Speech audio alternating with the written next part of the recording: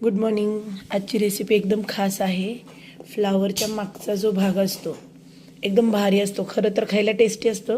ही recipe मला माझ्या आत्ताच्या सहकारी मित्र दुप्पड मॅमनी सांगितली आणि एकदम छान लागते. आपण जशी ग्रेव्ही करतो याच्यासाठी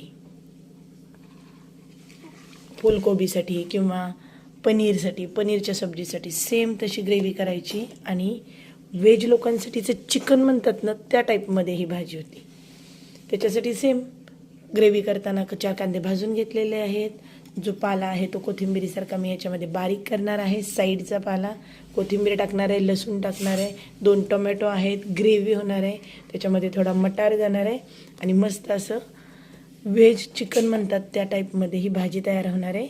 तुम्ही पण एकदा करून बघा, खूप खूप भारी लागते ही भाजी फ्लावरच्या मागच्या देठाची.